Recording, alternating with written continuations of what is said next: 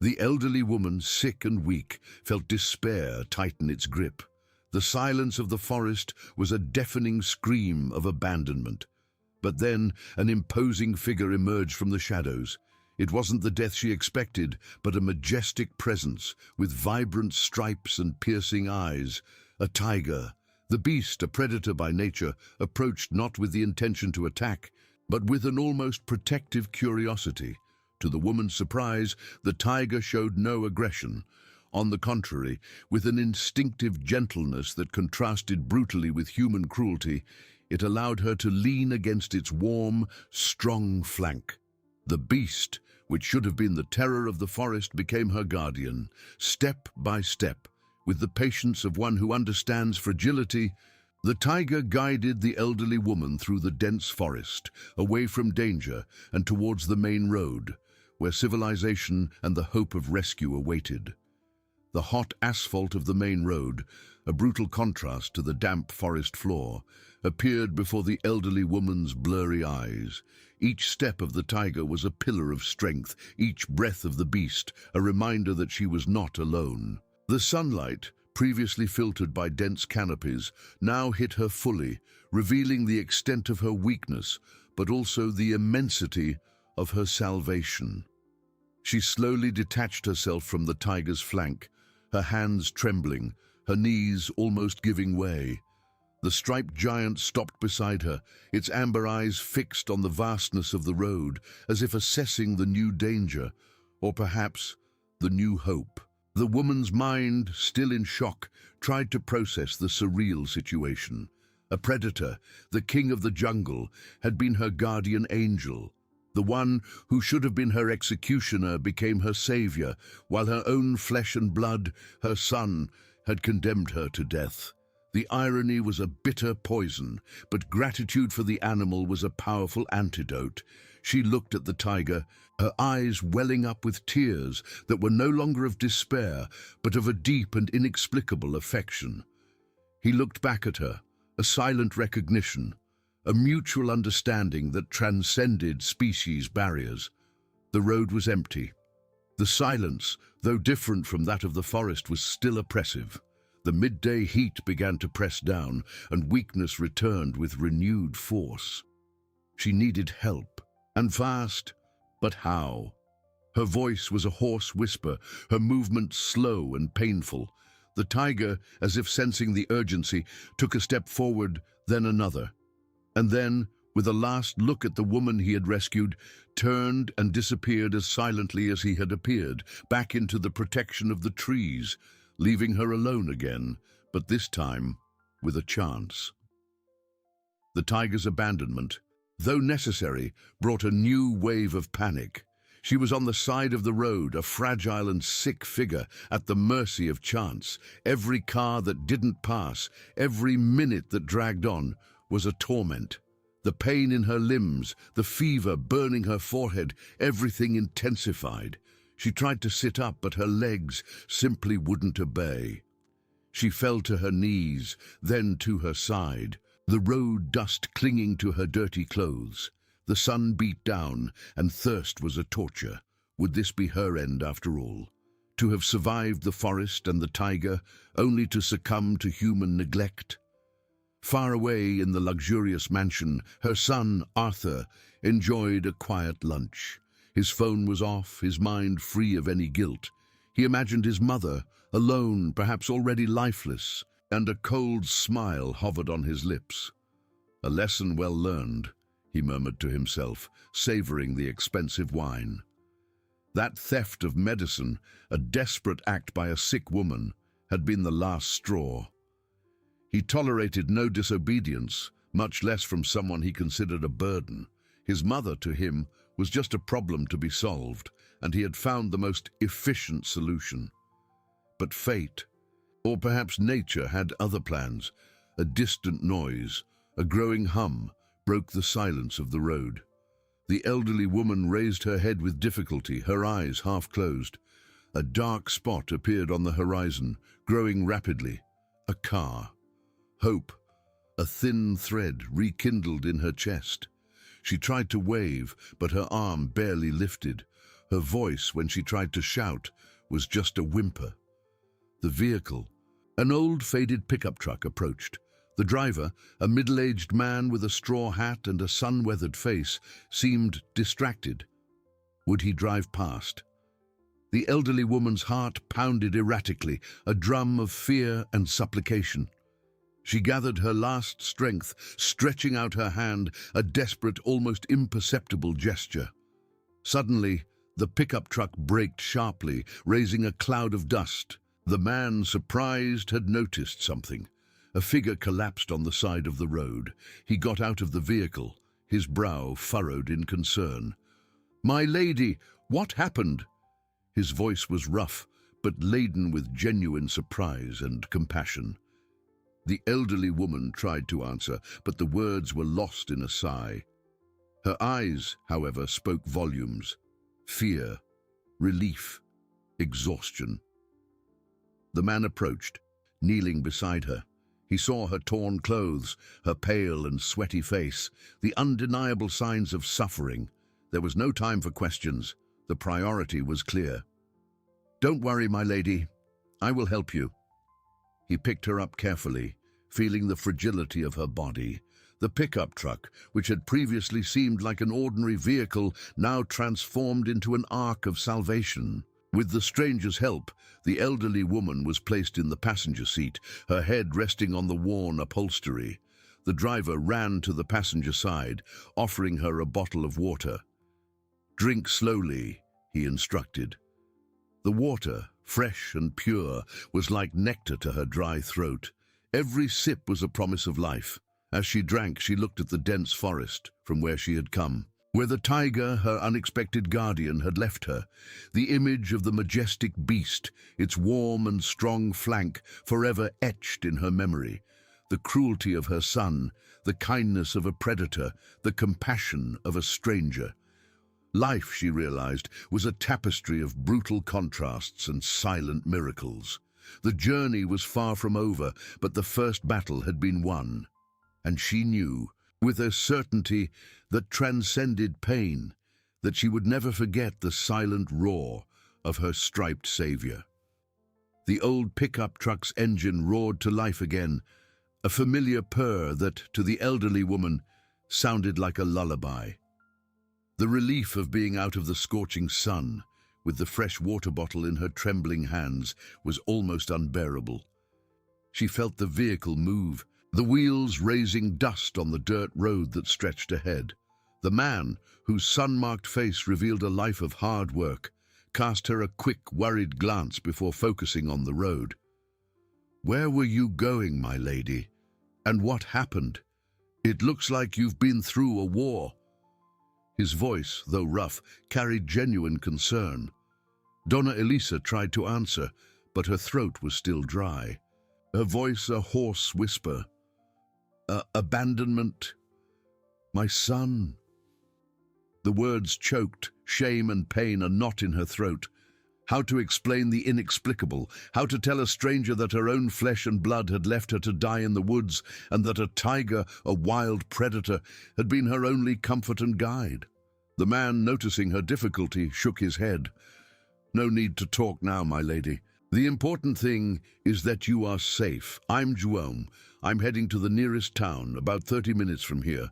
There's a small health clinic there. You need a doctor." The mention of a doctor brought a pang of hope, but also a latent fear. What if Arthur found out? What if he came after her, the image of her son, with his cold smile and calculating eyes, haunted her? But physical pain and exhaustion were more urgent. She just nodded, unable to articulate anything beyond a faint, "Thank you, João." As the truck moved on, the outside world seemed to spin in slow motion. The forest trees, once a labyrinth of terror, now seemed to recede, watching her leave. She closed her eyes, and the image of the tiger appeared in her mind, the warmth of its flank, the strength of its steps, the intelligence in its amber eyes. A wild animal with no blood ties had shown more humanity than her own son. The irony was a burning poison, but gratitude for the feline was a balm. She wondered what would have happened if he hadn't appeared. Death, certainly, a lonely and cruel death, far away in the mansion that exuded opulence and silence. Arthur finished his gourmet lunch. The expensive, full-bodied red wine flowed smoothly down his throat, a perfect counterpoint to his satisfaction. He picked up his phone, which he had kept off. No calls, no urgent messages. The world continued its course, oblivious to his efficient solution. He imagined the forest, the silence, the end of a burden. A triumphant smile, almost imperceptible, curved his lips. He felt invincible, master of his own destiny and the destiny of others. His mother to him was a turned page, a problem solved. Back in the truck, João kept his eyes on the road, but his mind was working. The woman beside him was in terrible shape. Torn clothes, scratches, a look of terror he had seen in cornered animals, and the story of abandonment by her son. It was hard to believe someone could do something so cruel, but the evidence was there, alive and breathing beside him. He decided not to press. First, her health, then perhaps the truth. The afternoon sun began to gild the horizon, painting the sky with shades of orange and purple. The town, a cluster of modest houses and buildings, finally appeared on the horizon. Donna Elisa's heart beat faster. Civilization, people, help, but also the possibility of her nightmare continuing. João drove directly to the town's small health center. It was a simple building with a faded sign. Stopping the car, he turned to Donna Elisa. "We're here, my lady. Now you'll be fine." The elderly woman tried to stand, but her legs were still weak. João gently helped her out of the vehicle, supporting her. Each step was agony, but the determination in her eyes was palpable. She had survived the forest and her son's cruelty. She wouldn't give up now. As they entered the health post, the atmosphere was calm. A nurse at the reception looked up, surprised by the sight of the pair, a disheveled and visibly sick elderly woman, supported by a man in a straw hat. "Good evening," João said, his voice serious. "I found this lady on the side of the road. She needs urgent help. It seems she was abandoned in the woods." The nurse, a middle-aged woman with a compassionate look, quickly assessed the situation. Her eyes widened at the scratches, the pallor, and the trembling of the elderly woman. "My God, come, please. Straight to the examination room." Donna Elisa was led to a gurney. The nurse began to check her vital signs, while João explained the little he knew. The fragmented and shocking story began to unfold.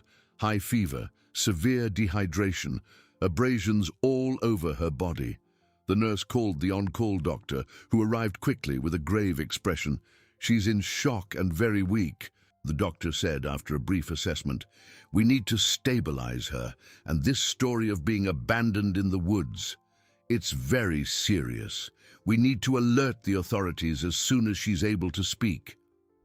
Donna Elisa, lying on the gurney, heard the voices around her as if they were distant. The smell of antiseptic, the cold touch of the nurse's hands, the feeling of being safe, finally. But the image of the tiger, her unexpected guardian, was still vivid in her mind, and Arthur's shadow, her tormentor, hung over her. The journey to recovery, and perhaps to justice, was just beginning. The world she knew was about to discover the truth about a son's cruelty and a beast's kindness. The smell of antiseptic, once a sign of safety, now mingled with the metallic odor of her own dried blood and the cold sweat that still trickled down her forehead. Donna Elisa felt the prick of the needle in her arm, the cold sensation of the IV fluid invading her veins, a current of life fighting mortal exhaustion. Her heavy eyes watched the white ceiling of the health post, a stark contrast to the green and menacing canopy of the forest. She was safe, yes, but her mind, though her body began to yield to relief, was still a battlefield. The voices of the doctor and nurse were a distant hum, words about dehydration, abrasions, and the urgent need to contact the authorities. João, the Good Samaritan, remained by her side, his silent presence an unexpected comfort. He had refused to leave, insisting he would stay until he was sure she was well. That man, a stranger, had shown more care and compassion than her own son. The irony was a knot in Donna Elisa's throat, more painful than any physical injury. She wondered what João would think if he knew the full truth, that it wasn't just abandonment, but a planned, cold and calculated act, orchestrated by the one who should have protected her, and the tiger. How to explain the tiger? The nurse, Clara, a woman with a kind face and firm hands, changed the dressing on her arm. "You're safe now, Donna Elisa. The doctor has already administered a painkiller and a mild sedative. You'll rest a little." Clara's voice was soft, but her eyes revealed a mixture of shock and sadness. She had seen much suffering, but the story of an elderly woman abandoned in the woods by her son was something that transcended common cruelty. The doctor, Dr. Ricardo, returned to the examination room, his expression serious. "Donna Elisa, we need to talk. João told us what he knows, but we need to hear from you. Can you tell us what happened? Who abandoned you?" The question hung in the air, heavy as a sentence. Donna Elisa closed her eyes. The image of Arthur with his superior smile and cold eyes invaded her mind. The fear, dormant from exhaustion, reignited. He was powerful, influential. What if she spoke and he found out? He could do even worse things, but the alternative was silence, complicity with her own pain, the denial of justice. "My son," she began, her voice still hoarse, but with a thread of strength that surprised her. He left me in the forest, took my wheelchair, and left." The words came out in a whisper, laden with shame and hurt. João, who was sitting in a chair in the corner, clenched his fists. Dr. Ricardo and Nurse Clara exchanged glances. Incredulity mingled with the gravity of the accusation. "His name, Donna Elisa. We need his name." "And where exactly did this happen?" asked Dr. Ricardo, his voice now firmer, professional. Donna Elisa hesitated. Revealing Arthur was perhaps signing her own death warrant. But what more did she have to lose? She had already faced death. Arthur Montenegro. His property it's past that dirt road, near the reserve." She gave details, fragments that, to her, were terrifying, but to the listeners were just information for a report. Dr. Ricardo nodded gravely. "Right. This is a case of abandonment of an incapacitated person, Donna Elisa. It's a serious crime. We need to call the police immediately." He turned to Clara. "Nurse, please call the police station. Ask an officer to come here as soon as possible." Donna Elisa's heart pounded. The police, the authorities. Arthur's world was about to be shaken, and hers perhaps to be turned upside down again. She felt a chill, not from the cold, but from anticipation. Justice or revenge was on its way. Far away, in the isolated mansion, Arthur was in his office, savoring a Cuban cigar and aged whiskey. Afternoon had turned into night, and the property lights shone like stars in the darkness. He reviewed some financial documents, his eyes fixed on the numbers that represented his empire. His mother's absence was a palpable relief, a weight off his shoulders. He imagined that, by this hour, nature would have done its work. A cruel smile curved his lips. He had solved the problem definitively. No one would dare challenge him again. He was the master of his own game, and all the pawns, including his mother, had been moved or removed according to his will. The phone rang, a jarring sound that broke the silence of his satisfaction. He looked at the device with irritation. Who would dare disturb him now? It was an unknown number. He hesitated for a moment, then answered, his voice laden with impatience. "Hello?" Back at the health post, Donna Elisa heard Clara's hurried steps, the sound of the phone being dialed. The adrenaline began to subside, and exhaustion overwhelmed her again. But before the sedative took her to sleep, the image of the tiger appeared once more in her mind. The warmth of its flank, the wild scent, the intelligence in its eyes. She hadn't told them about him. How could she? No one would believe her. It would just be another delusion of a sick old woman. But to her, the tiger was real. It was proof that kindness could emerge from the most unexpected places, and that nature in its savagery could be more compassionate than man himself.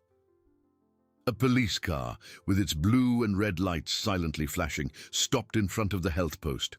Two officers, a man and a woman, got out of the vehicle. The tension in the small examination room increased. Dr. Ricardo and Nurse Clara waited at the reception. The moment of truth was approaching, not only for Donna Elisa, but also for Arthur. The game of power and cruelty he had started was about to have a new player, the law, and the forest, silent witness to his crime, seemed to whisper its secret to the winds, carrying it to the ears of justice. Arthur's world, so carefully built on oppression and control, was about to crumble. The elderly woman, fragile and exhausted, was the key to his ruin. The police officers, a man and a woman in their dark uniforms, entered the small health post. The air, already charged with anxiety, seemed to thicken. Their gazes swept the room, fixing on Donna Elisa, lying on the gurney, and then on Dr. Ricardo and Nurse Clara, who stepped forward to greet them. "Good evening, officers," Dr. Ricardo began, his voice serious. "Thank you for coming so quickly. We have a serious situation here." The female officer, named Silva, nodded, her keen eyes assessing the elderly woman. "What happened, doctor?" Clara intervened, her voice choked. "We found this lady, Donna Elisa, in critical condition. She was abandoned in the woods and she told us it was her own son." The officers exchanged a look. Abandonment of an incapacitated person was a serious accusation, even more so coming from a son. The male officer, named Santos, took out his notebook. "Can we speak with the lady?" Donna Elisa, though exhausted, felt a new wave of adrenaline. These were the representatives of the law, the bridge between her pain and justice. She nodded, her eyes fixed on them. "Yes," she whispered, her voice still weak. "I can." João, who had remained discreet, stepped forward. "I found her on the side of the road, officers. She was disoriented, with a high fever. She looked like she had spent days in the woods." His voice was firm, a testimony that validated Donna Elisa's story. Officer Silva approached the gurney, her expression serious, but with a touch of compassion. "Donna Elisa, my name is Officer Silva, and this is Officer Santos.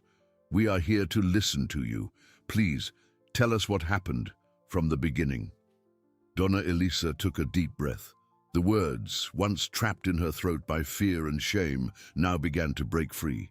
She described the argument with Arthur, the accusation of stealing medicine, a cruel lie.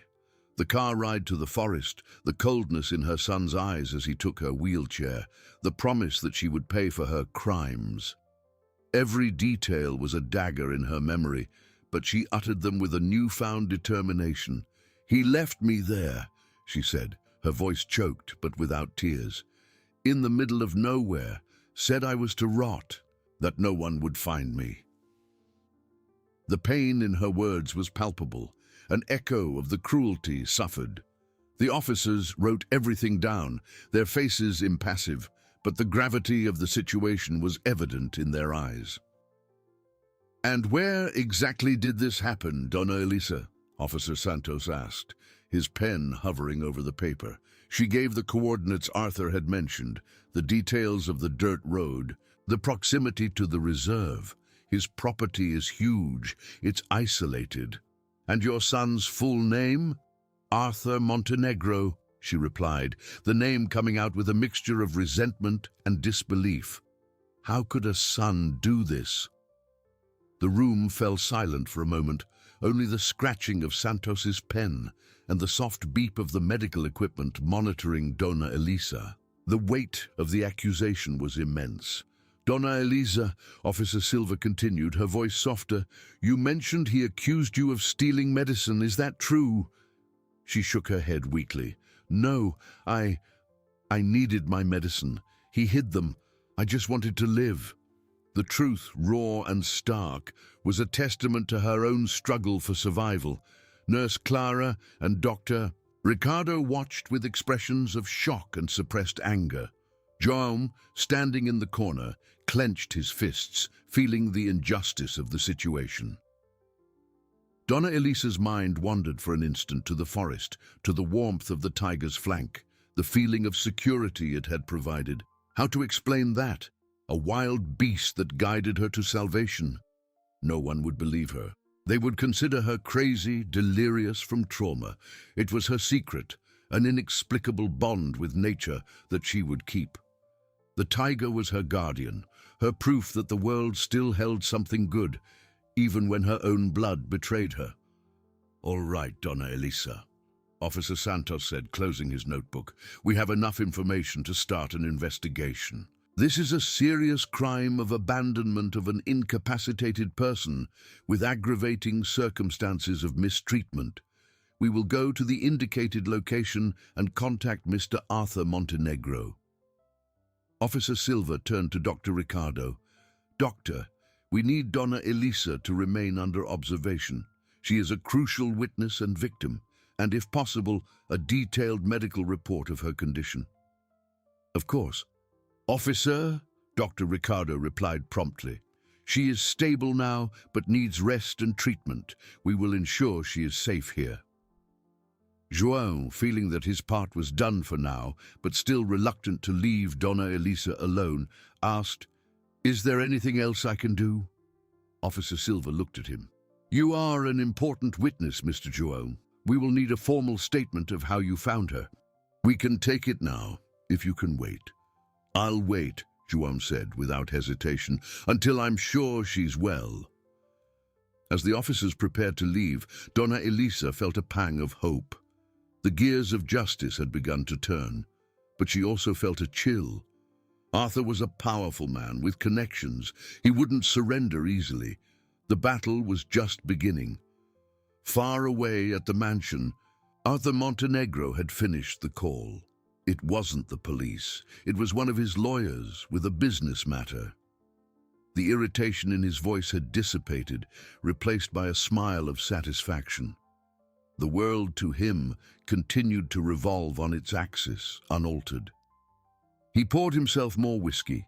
The image of his mother abandoned in the forest, already a distant blur, a problem solved. He was in control, always had been.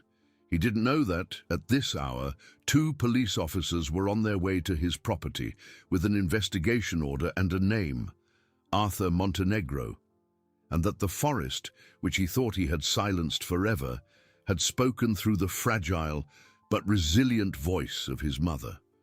The game had changed. The prey which he had discarded was now seeking the hunter, and the tiger. The silent guardian of the forest watched from afar, its role in the story not yet fully revealed, but its presence, a constant reminder that nature had its own means of balancing the scales.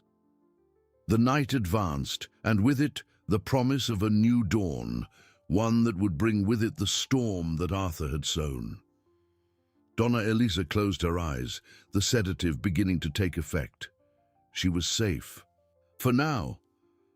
And the truth, finally, was on its way. The night deepened, dense and silent, as Officers Silva and Santos left the small health post.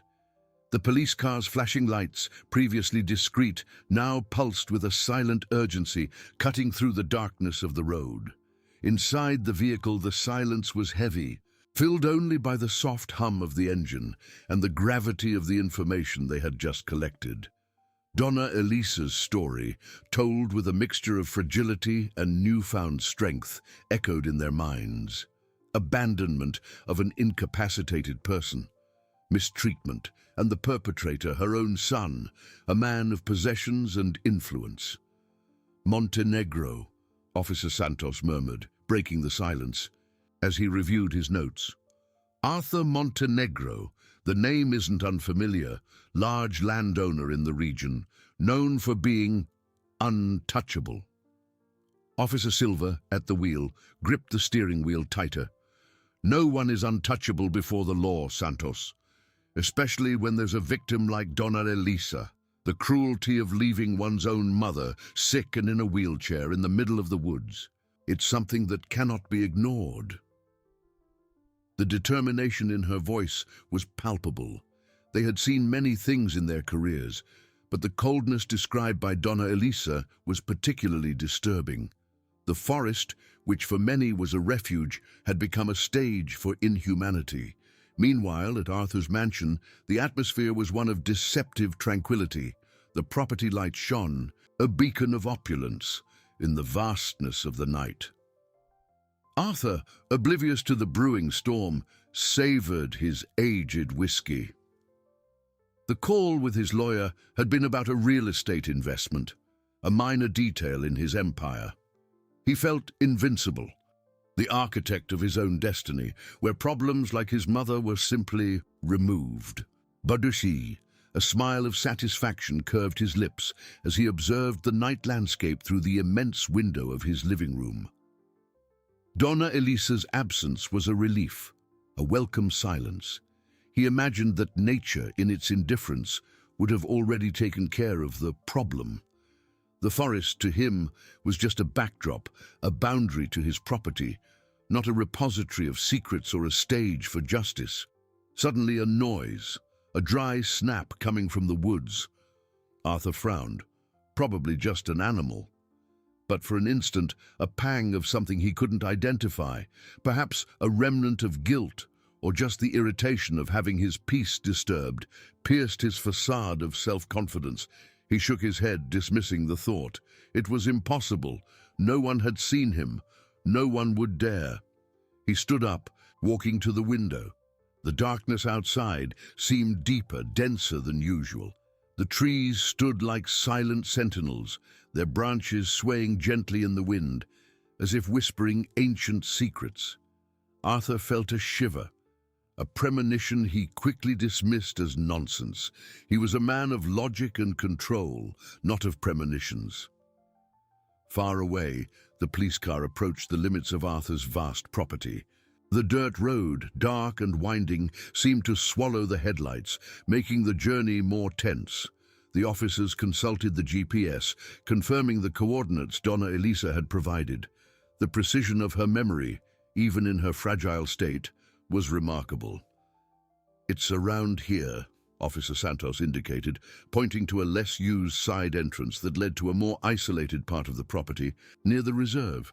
She mentioned he took her via a service road to avoid witnesses. Officer Silva nodded, turning the wheel.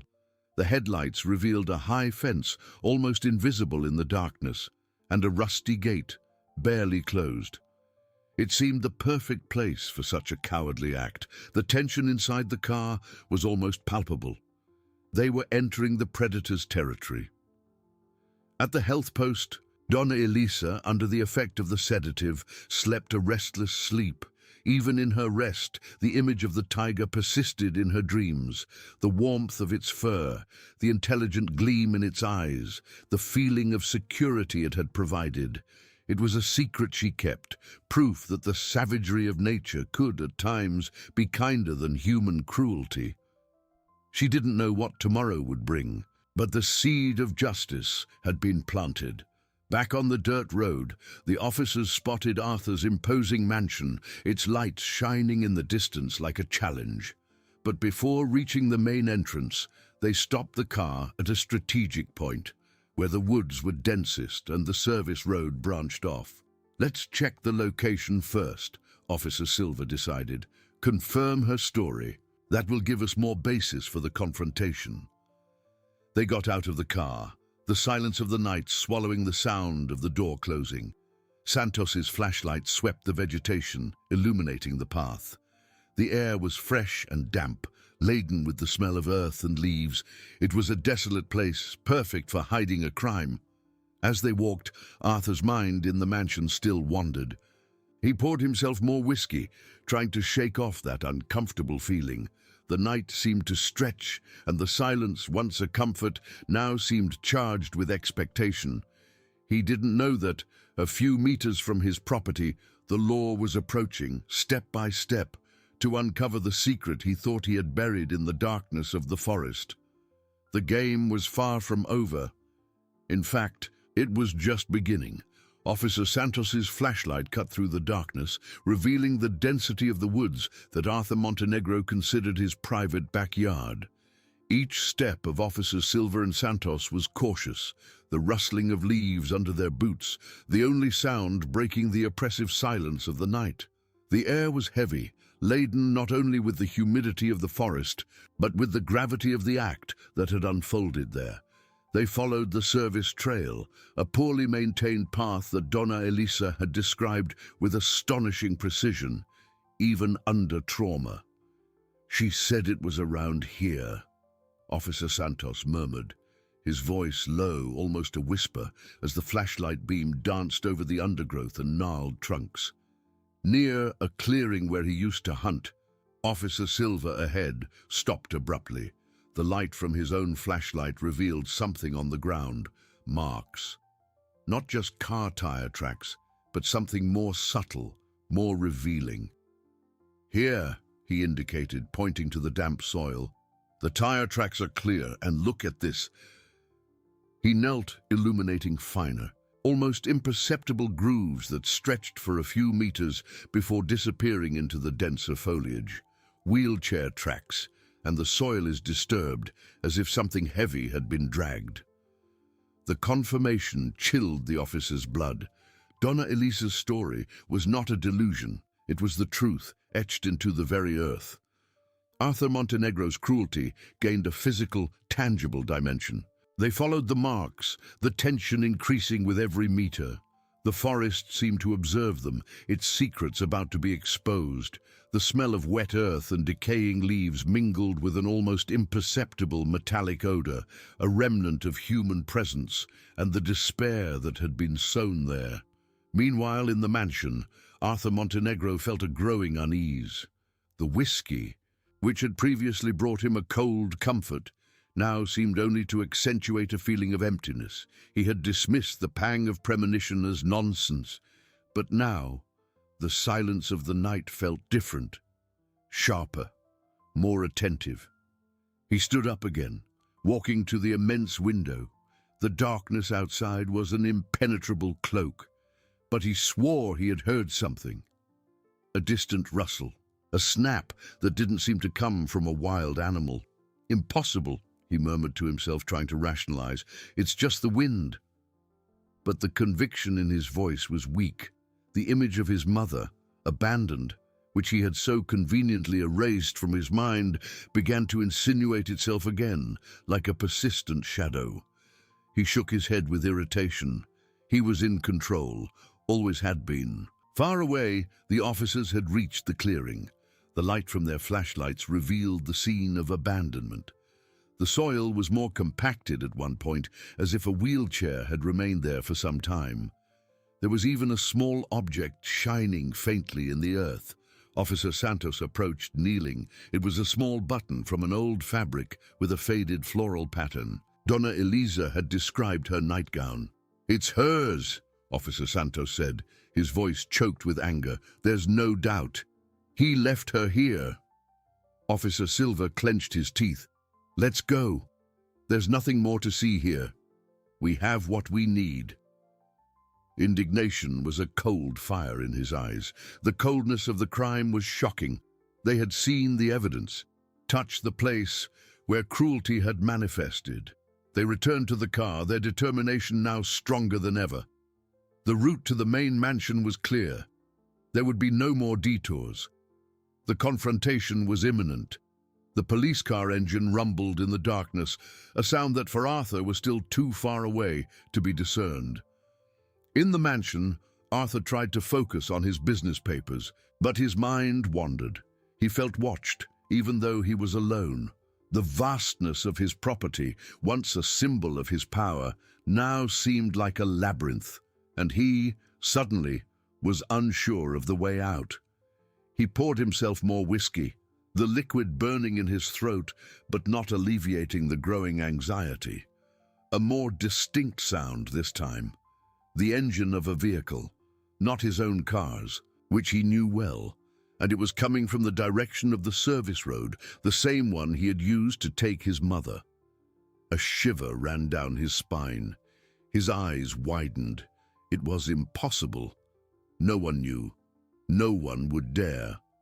He ran to the window, straining his eyes into the darkness. The mansion lights were a beacon, but the surrounding forest seemed to swallow any external light. Then he saw them. Two beams of light cutting through the darkness, moving slowly along the service road, approaching the main entrance. They were car headlights. Not just any car.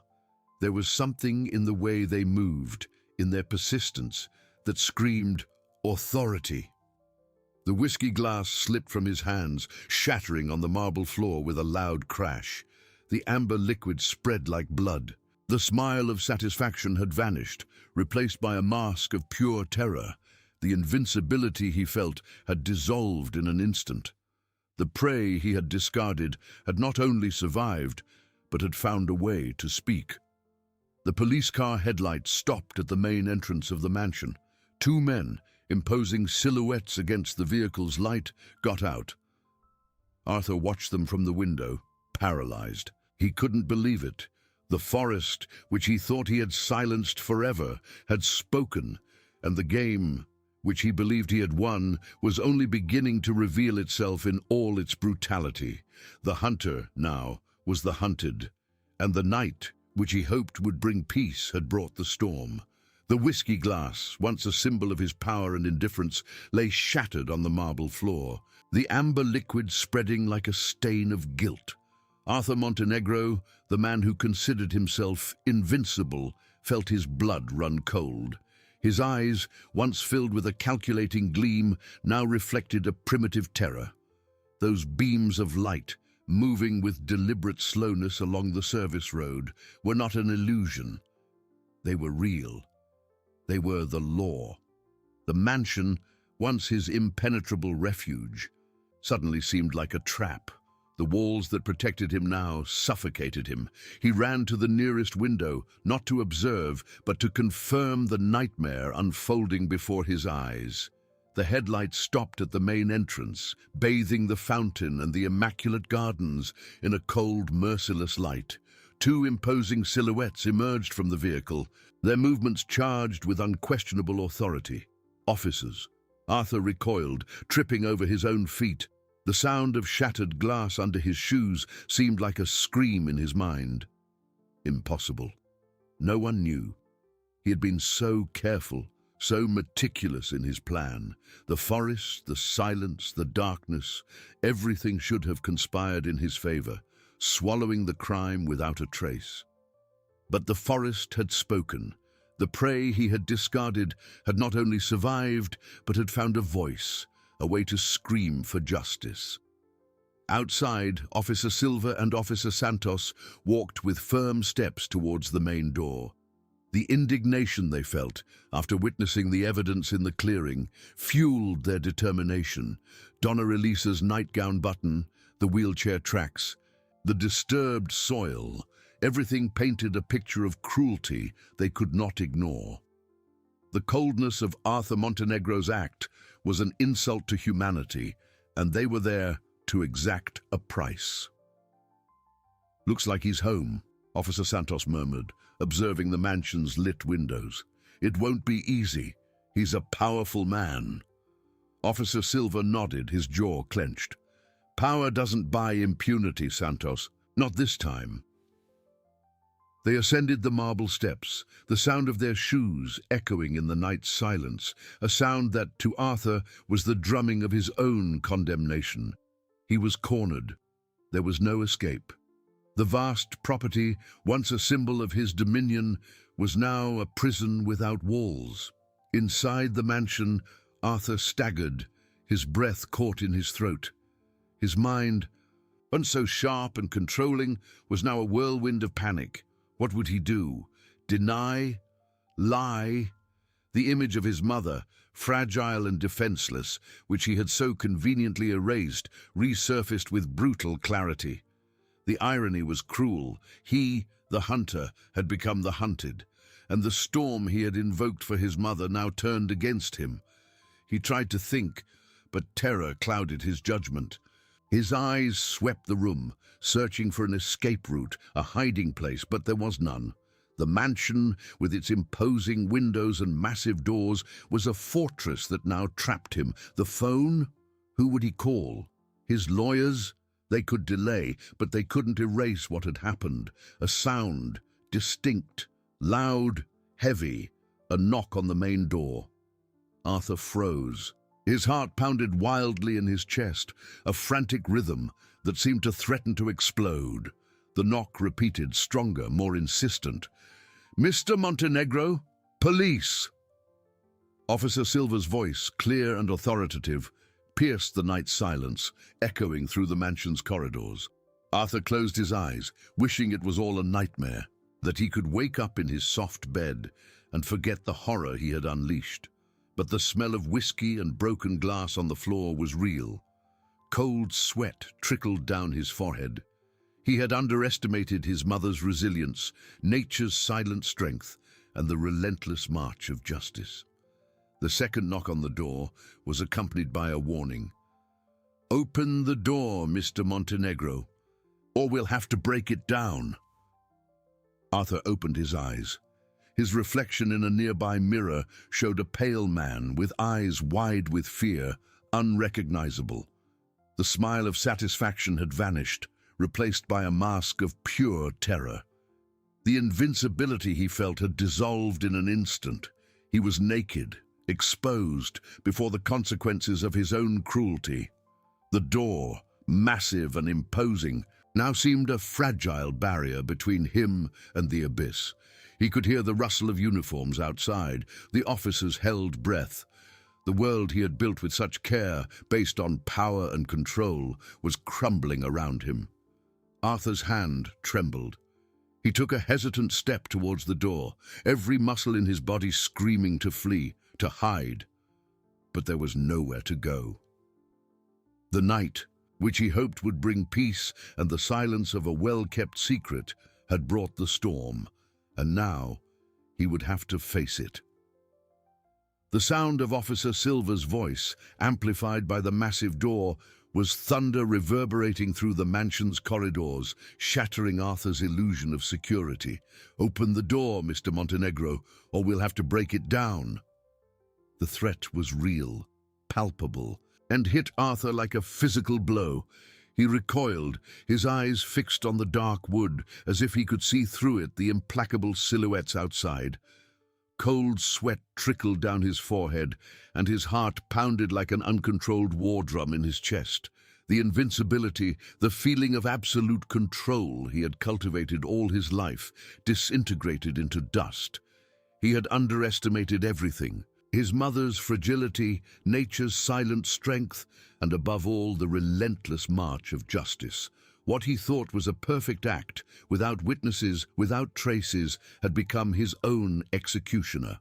The forest, which he believed he had silenced forever, had found a voice, and that voice now knocked at his door.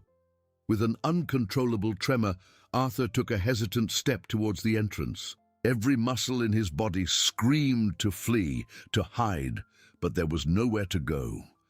The vast mansion, once a symbol of his power, was now a trap, and he was cornered. The image of his mother, abandoned and defenseless, which he had so conveniently erased from his mind, resurfaced with brutal clarity, accompanied by a feeling of guilt he never thought he was capable of feeling. It was a bitter poison in his throat. He extended his trembling hand to the cold doorknob. The metal seemed to burn under his touch. The air in the room was heavy, dense with the smell of spilled whiskey and broken glass, a vivid reminder of his recent panic. With a sigh that seemed to tear his soul, he turned the doorknob. The click was loud, almost deafening in the tense silence. The door opened slowly, revealing the dark night and framed by the patrol car's headlights, the imposing figures of Officer Silva and Officer Santos. Their faces were serious. Their eyes, once filled with cold professionalism, now carried ill-disguised indignation. The sight of them was the personification of his nightmare. "Mr. Montenegro," Officer Silva began, his voice grave and emotionless, "we are from the civil police. We have some questions to ask about the whereabouts of your mother, Dona Elisa Montenegro." Arthur tried to speak, but his throat was dry. His voice failed. He cleared his throat, trying to regain his composure, the minimal dignity he had left. "My mother? I don't know what you're talking about." The lie sounded hollow, even to his own ears. The conviction that once accompanied him in his manipulations had vanished, replaced by transparent desperation. Officer Santos stepped forward, holding a small, transparent plastic bag. Inside, the faded floral fabric button shone faintly. "Do you recognize this, Mr. Montenegro? We found it in the clearing, where your mother's wheelchair was left." Arthur's eyes widened. The button. He had completely forgotten. A small detail, insignificant in his grand plan, now became irrefutable proof of his cruelty. Blood ran cold in his veins. He looked at the button, then at the officers' impassive faces. There was no denying it. The evidence was undeniable. "No, it's not possible," he murmured, shaking his head in denial. I left her in a safe place. She stole my medicine. I was just teaching her a lesson." The words tumbled out, a pathetic attempt to justify the unjustifiable. He sought any remnant of control, but it was lost. Officer Silva interrupted him, his voice sharp. "A lesson? Leaving her, a sick and debilitated elderly woman in the middle of the forest, without her wheelchair, at the mercy of wild animals? That's not a lesson, Mr. Montenegro. That's abandonment of an incapacitated person and attempted murder." The gravity of the words hit Arthur with the force of a punch. Attempted murder. The reality of his actions, stripped of his selfish rationalizations, was monstrous. He staggered backward, leaning against the doorframe, his face pale and sweaty. "Your mother was found, Mr. Montenegro," Officer Santos continued, his voice a little softer but still serious. "She is safe, but in shock and dehydrated, and she told us everything." The news that his mother was alive and that she had spoken was the final blow. Arthur felt the ground disappear beneath his feet. He had failed in everything, failed to punish her, failed to silence her, and now he would fail to escape justice. The smile of satisfaction he had displayed hours earlier upon leaving her in the forest was now a distant, ironic memory.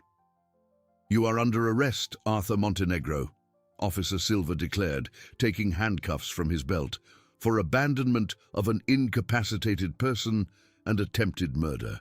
You have the right to remain silent. Anything you say can and will be used against you in a court of law. You have the right to an attorney." The officer's words blurred into a distant hum in Arthur's mind. The cold handcuffs on his wrists were a shock, a brutal symbol of his new reality. The mansion, once his sanctuary, now seemed a stage for his humiliation. He was guided outside, under the merciless light of the headlights, which now seemed like spotlights pointed at his downfall. The night, which he hoped would bring peace and the silence of a well-kept secret, had brought the storm. And now he would have to face it, not as the invincible hunter, but as the cornered prey, dragged into the darkness of the justice he so despised. The patrol car engine rumbled, and Arthur Montenegro was driven away from his empire to an uncertain and grim future, while the forest, outside, kept its own secrets, including that of the majestic tiger that, in its silent wisdom, had turned the tables. The rumble of the patrol car's engine was a monotonous hum, but for Arthur, It was the sound of his life crumbling. The mansion lights, which once represented his unshakable empire, dwindled in the rearview mirror, transforming into mere specks of light in the growing darkness. The luxury, the power, the feeling of invincibility that had defined him all his life, all evaporated with every meter traveled. The handcuffs on his wrists were cold, heavy, a constant reminder of his new and terrible reality. He, Arthur Montenegro, the man who controlled destinies, was now controlled, dragged into an abyss he never imagined. The smell of sweat, metal, and cheap disinfectant filled the car's interior, a stark contrast to the refined aromas of his home. He tried to organize his thoughts, but panic and humiliation were a dense fog in his mind. His lawyers, he needed to call his lawyers. But how? With his hands cuffed, with his dignity in tatters, he was just another common criminal. The irony was a bitter poison. He had planned his mother's punishment with a surgeon's precision, believing himself above any consequence, and now he reaped the fruits of his own cruelty. The patrol car finally stopped. The doors opened, and Arthur was pushed out into the raw, merciless light of a police station's streetlights. The building, grey and soulless, seemed a monument to bureaucracy and punishment. The murmur of voices, the jingle of keys, the smell of stale coffee and paperwork, everything was strange, hostile. He was led down narrow corridors, under the indifferent gaze of other officers, each step a deeper descent into his personal hell. The booking room was an organized chaos. Files, computers, phones ringing incessantly. His belongings were removed, catalogued. The gold watch, the crocodile leather wallet, the signet ring, symbols of his wealth and status, were placed in a transparent plastic bag, reduced to mere objects of evidence. The camera flashed, capturing his pale and frightened face for the criminal record. The arrogant smile, the confident posture, all had vanished, replaced by a mask of pure terror. Fingerprints, each finger pressed against the black ink, an indelible record of his downfall. He was now a number, a statistic, stripped of his identity. Arthur Montenegro, you are being charged with abandonment of an incapacitated person and attempted murder. The monotonous voice of the booking officer echoed, formalizing the nightmare. You have the right to one call. Who do you wish to call? Arthur's mind reeled. His lawyers, of course. But what about his reputation? His impeccable image?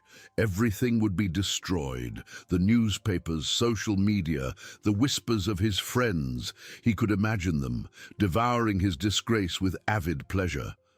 The idea that his mother, the woman he had tried to silence forever, had been his own ruin was unbearable.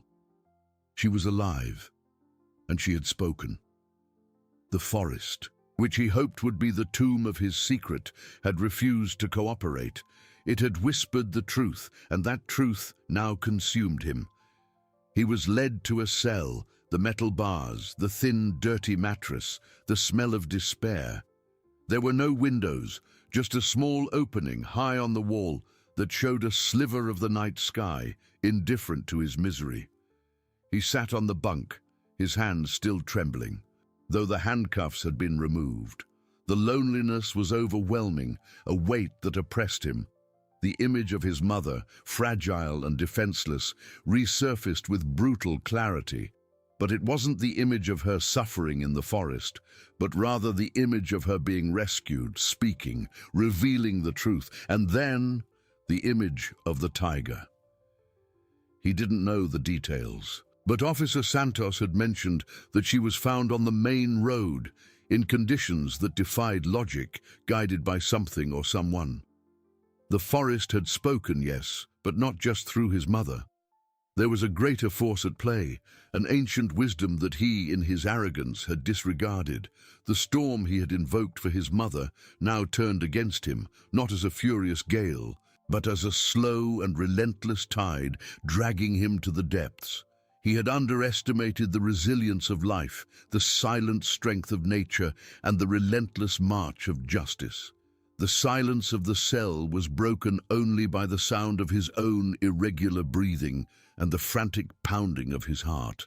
The night, which he hoped would bring peace and the silence of a well-kept secret, had brought the storm, and now he would have to face it, not as the invincible hunter, but as the cornered prey, dragged into the darkness of the justice he so despised. Arthur Montenegro's empire had fallen, not by a visible enemy, but by the invisible hand of a justice he thought he could manipulate, and by the silent wisdom of a wild creature he never imagined could become his undoing. The night advanced, and with it, the certainty that Arthur's life would never be the same. The silence of the cell was not the silence Arthur knew. It was not the comforting silence of his mansion, where the loudest sound was the clinking of a crystal glass, or the whisper of the wind through carefully pruned trees. This was a heavy silence, permeated with strange smells, mold, disinfectant, and a persistent odor of human despair. The bare concrete walls seemed to absorb every sound, leaving only the echo of his own torturous thoughts. He sat on the bunk, the thin, rough mattress beneath his body, every fiber a reminder of his new reality. The handcuffs had been removed, but the feeling of imprisonment remained, deeper than any cold metal. His hands, accustomed to holding expensive pens and driving luxury cars, were now empty, useless. He watched them as if they were strangers, unable to comprehend the brutal reversal of his destiny. The darkness outside was total, but inside the cell, a faint lamp in the corridor cast dancing shadows, transforming every corner into a threat. Arthur closed his eyes, seeking escape in sleep, but the images refused to disappear. The impassive faces of the officers, his mother's floral button, Silva's sharp voice uttering the words, "attempted murder," and, above all, the news that Elisa was alive. Alive. The word reverberated in his mind, a death knell for his plans. He had left her to die, certain that the forest would do the dirty work, silencing her forever. But the forest, in its ancient wisdom, had refused to be an accomplice to his cruelty. On the contrary, it had become the witness and the tiger, the herald of his downfall. The tiger. The officer's mention of the animal, the way his mother had been found on the main road, defying logic. How could an elderly, sick woman without her wheelchair have traveled that distance, survived the night in the woods? The image of the majestic feline, which he had only seen in documentaries, now became an almost mythical figure in his mind. An unexpected guardian, a silent judge. It was as if nature itself had risen against him, protecting the prey he had abandoned. The humiliation was a poison running through his veins. Arthur Montenegro, the untouchable magnate, was now a number, a common criminal. Stripped of his status and dignity, he imagined the next day's newspapers, the sensational headlines, the photos of his pale and frightened face. His friends, the social parasites who fed on his wealth, would now revel in his disgrace, each whisper a stab at his reputation. Rage bubbled up, hot and bitter. Rage at his mother for surviving, for speaking. Rage at the officers for discovering. Rage at the world for not having conspired in his favor, as it always had. But beneath the rage, there was a chilling fear. The fear of what would come next. The court, public exposure, conviction, prison. The idea of losing his freedom, of being reduced to a mere prisoner, was more terrifying than any tiger in the forest. He turned, trying to find a less uncomfortable position, but the mattress was unforgiving. Every movement produced a metallic creak from the bunk, a sound that seemed amplified in the oppressive quietness. His eyes swept the cell, searching for an escape route, a glimmer of hope, but there was nothing.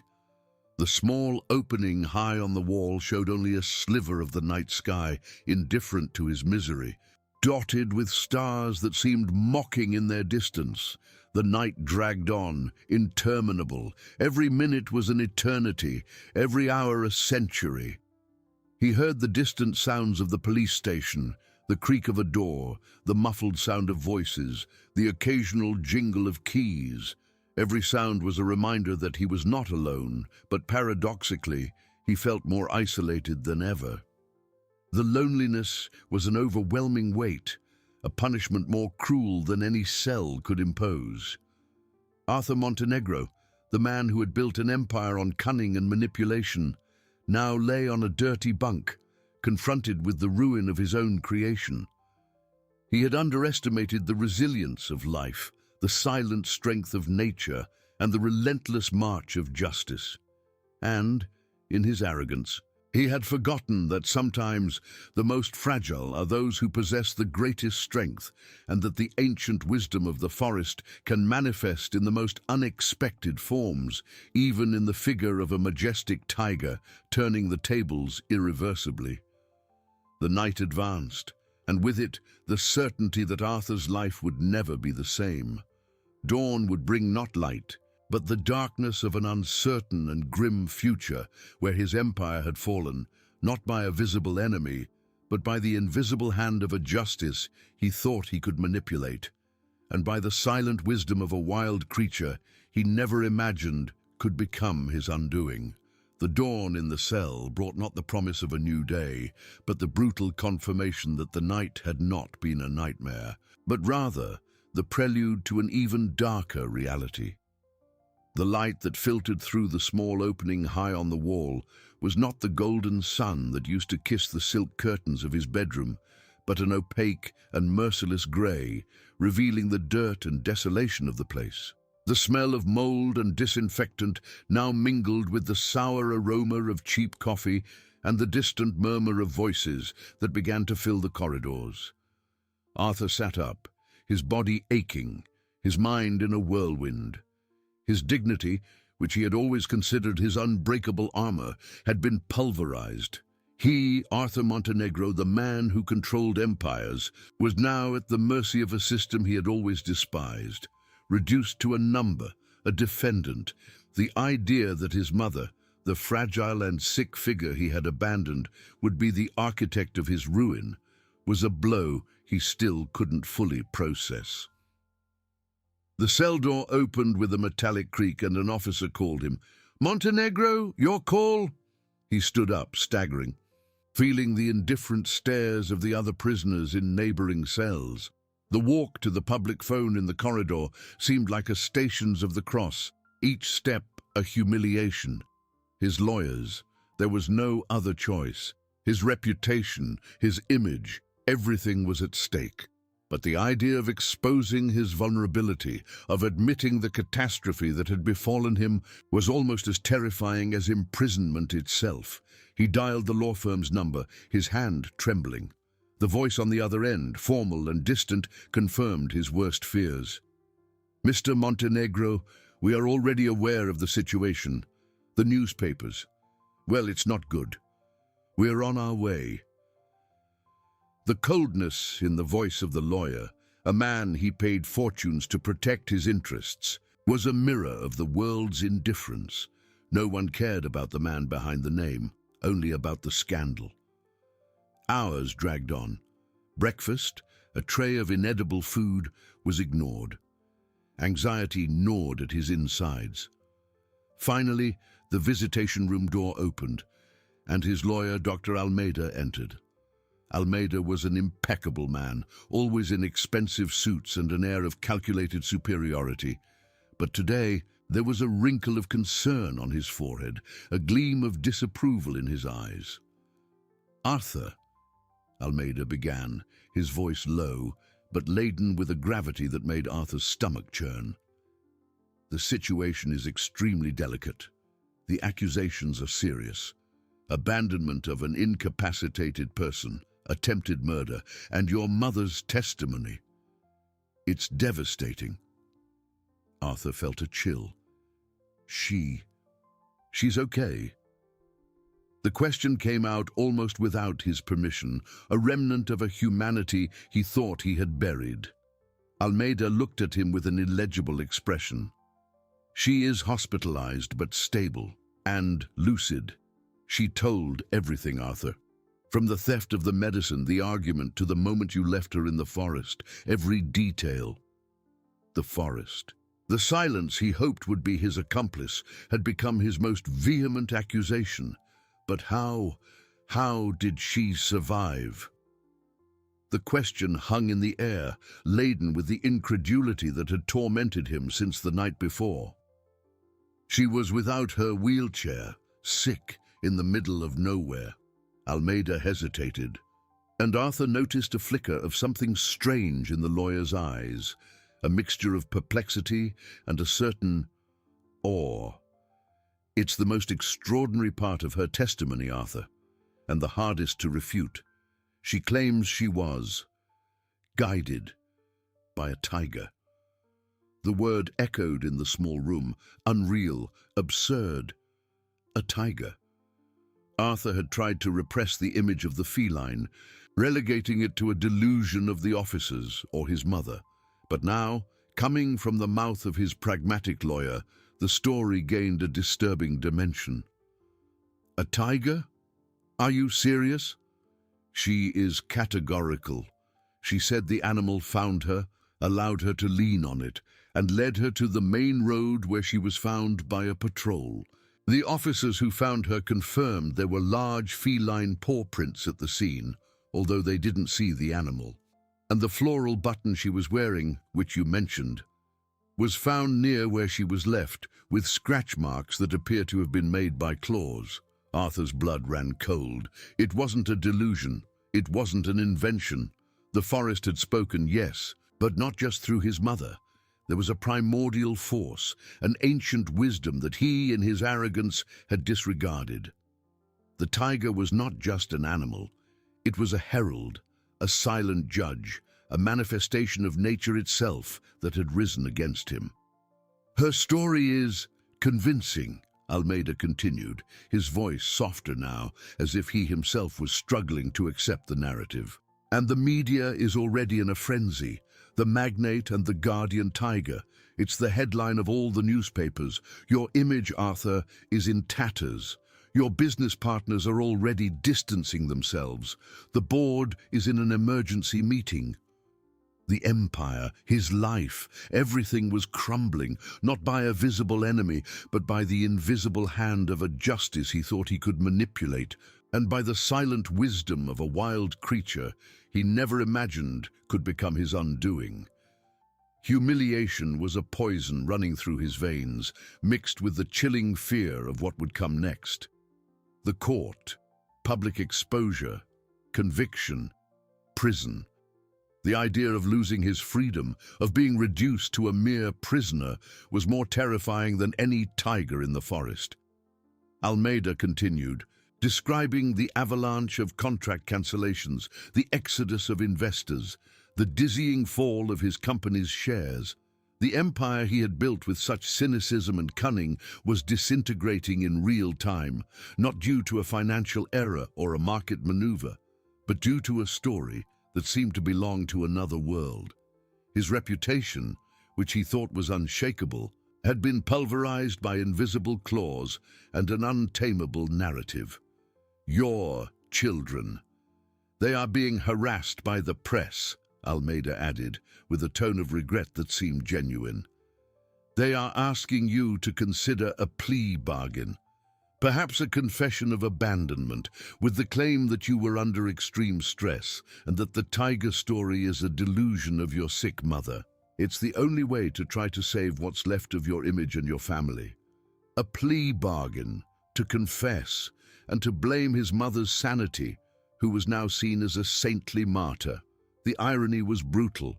He had tried to silence her, and now her voice, amplified by a tiger, was the only thing that mattered. "And my mother?" Arthur asked, the question coming out almost as a whisper. Is she willing to lie to protect me?" Almeida looked at him with an expression Arthur couldn't decipher. "Arthur, your mother is recovering. She is receiving psychological and legal support, and she is unyielding. She will not change a word of her testimony.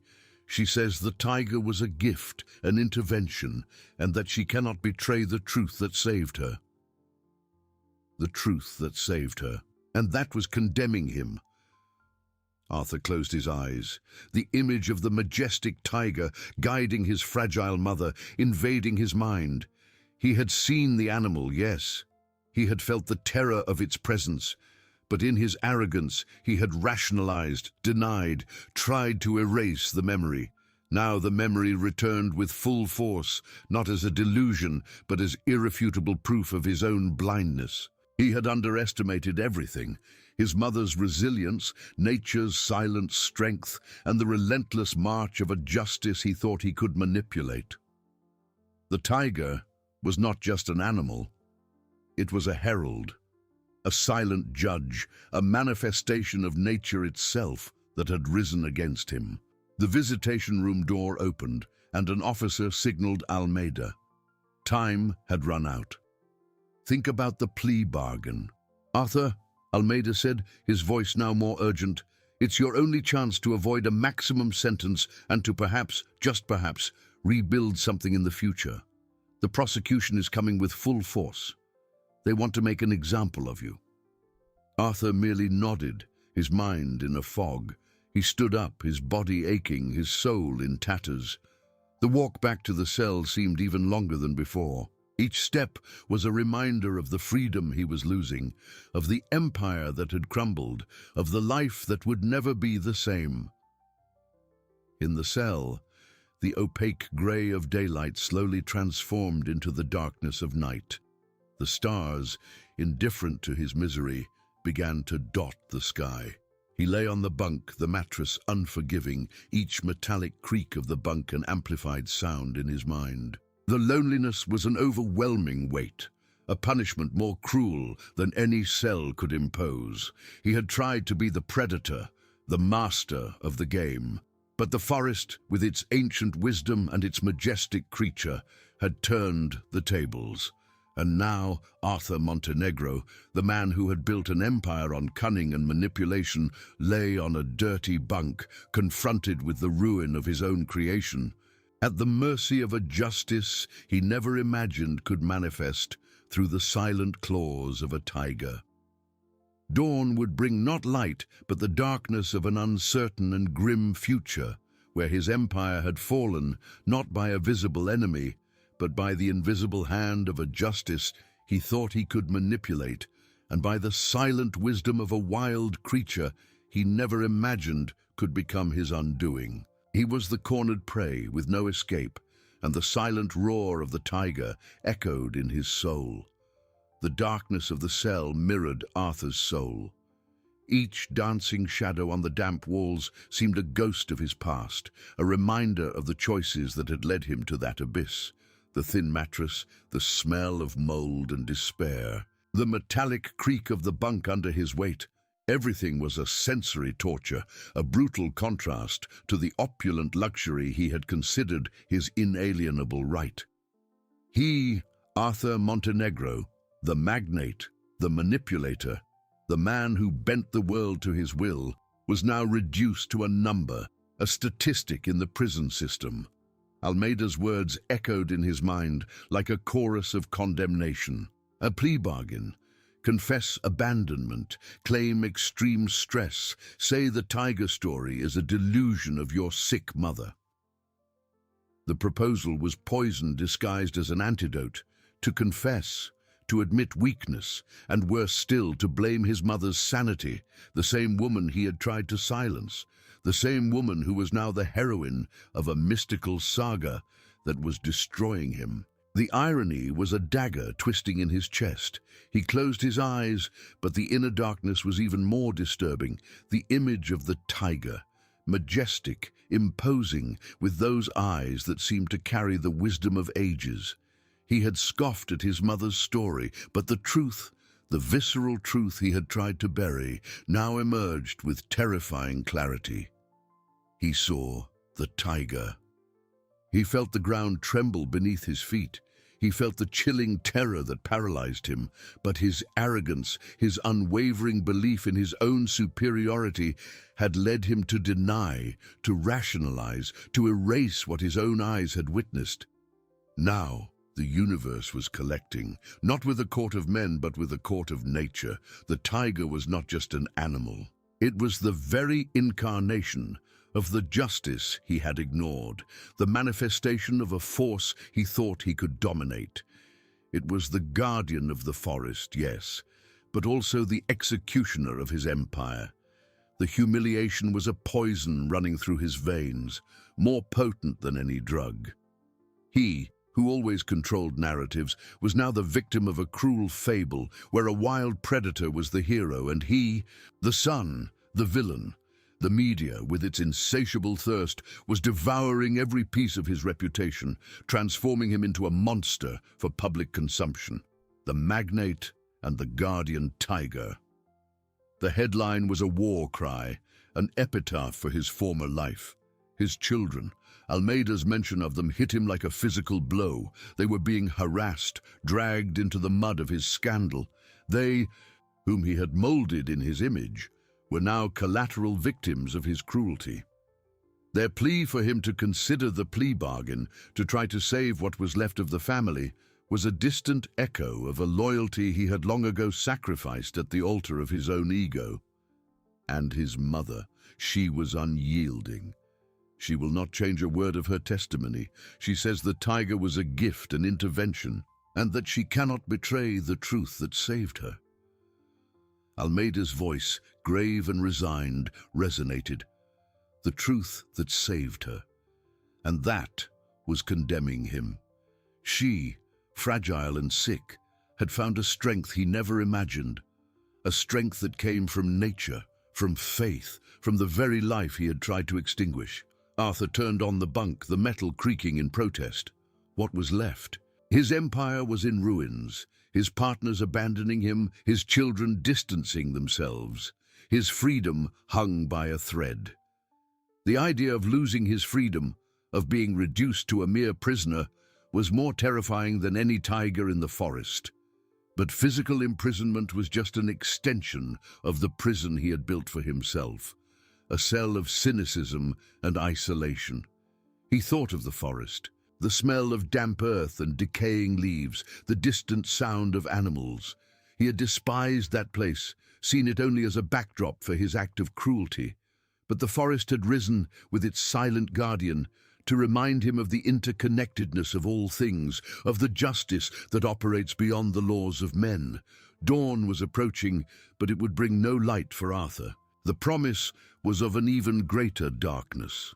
The prosecution would come with full force, Almeida had said. They wanted to make an example of him. And he would be. An example of what happens when human arrogance challenges the natural order, when cruelty meets a force greater than any empire. He was the cornered prey with no escape. The silent roar of the tiger, which was once a distant memory, now echoed in his soul, a constant reminder of his downfall. The night advanced, and with it the certainty that Arthur's life would never be the same. The empire had fallen, not by a visible enemy, but by the invisible hand of a justice he thought he could manipulate, and by the silent wisdom of a wild creature he never imagined could become his undoing. He was at the mercy, and the only thing left was to await the verdict of a world he had tried to control, but which, in the end, had devoured him. The opaque grey of the cell did not yield to the light of dawn, but rather to an even denser penumbra, laden with an overwhelming certainty. The metallic creak of the cell door, announcing breakfast, was a brutal sound, breaking the heavy silence of his introspection. Arthur opened his eyes, his body stiff, his mind a battlefield where the last defenses of his arrogance had been pulverized. Reality was a physical blow, every cell of his being screaming in protest against the misery that enveloped him. He had spent the night in a limbo between sleep and nightmare, reliving the scene in the forest, not as a delusion, but as the vivid memory of an encounter that sealed his fate. The tiger, its eyes, its silent strength, the truth he had tried to stifle with lies and power, now imposed itself with crystal clarity. There was no escape. There was no negotiation. Nature, in its implacable wisdom, had rendered its judgment. Almeida appeared again, his expression grave, almost pitiful. "Arthur, the prosecution is ready. They want your answer about the plea bargain." The lawyer's voice was a reminder of the last lifeline offered to him, a thin thread in the midst of the abyss. Confess abandonment, claim extreme stress, and the vilest part, blame his mother's sanity. But how? How could he do that, knowing the truth? How could he tarnish the memory of a woman who, even after everything, still refused to lie for him? "My mother," Arthur began, his voice hoarse, almost unrecognizable. Does she still maintain the tiger story?" Almeida nodded, a heavy sigh escaping his lips. "More than ever, Arthur. She is firm. She says the tiger was a miracle, a divine intervention, that she cannot betray the truth that saved her. The truth that saved her. And that was destroying him. The irony was a slow poison, corroding what was left of his soul. His mother, the woman he had tried to silence and humiliate, was now the personification of integrity, the guardian of a truth that transcended human logic. The media had transformed the story into a global phenomenon. The magnate and the guardian tiger. The headlines screamed, each word a nail in the coffin of his reputation. He, Arthur Montenegro, the man who controlled empires, was now the villain of a dark fairy tale, a monster unmasked by the most unexpected of witnesses. His children, once proud of his legacy, were now ashamed, their names dragged through the mud of his scandal. The loyalty he demanded had crumbled like dust. Almeida's proposal, once an option, now seemed a final affront to his dignity, however little remained. How could he, after all, blame the woman who had brought him into the world, the woman who, even in her fragility, had demonstrated a strength he, in all his opulence, had never possessed? The tiger was not a delusion, it was real, and the truth of the tiger was the truth of his own condemnation. "I can't," Arthur finally said, his voice firmer than he expected. "I can't lie about it. My mother, she's right. The tiger, he was there." Almeida looked at him, a mixture of frustration and resignation in his eyes. "Arthur, you are throwing away your only chance. The prosecution will come with everything. They want to make an example of you." "Then so be it," Arthur replied, a strange sense of peace, or perhaps exhaustion invading him. The fight was over. He had lost, not to a human enemy but to a force he never understood, a justice that operated on a different plane than his. He had underestimated his mother's resilience, the wisdom of the forest, and the power of a truth that refused to be silenced. The cell door opened again, not for breakfast, but for the officers who would take him. The path to the courthouse would be long, but the most arduous journey had already been traveled within his own mind, within his own soul. He had been the predator, the master of the game, but the forest, with its silent guardian, had turned the tables. Arthur Montenegro, the magnate, was now reduced to a man, confronted with the ruin of his own creation, at the mercy of a justice he never imagined could manifest through the silent claws of a tiger. The daylight that finally invaded the prison yard was not the light of hope, but the cold light of reality. He would be an example, yes, an example of what happens when human arrogance challenges the natural order, when cruelty meets a force greater than any empire. He was the cornered prey, with no escape, and the silent roar of the tiger echoed in his soul, no longer as a sound of terror, but as an epitaph for the life he had lost, and a constant reminder of the truth he had tried to erase. The empire had fallen, not by a visible enemy, but by the invisible hand of a justice he thought he could manipulate, and by the silent wisdom of a wild creature he never imagined could become his undoing. He was at the mercy, and the verdict of the world, propelled by the story of a tiger, would seal his fate forever.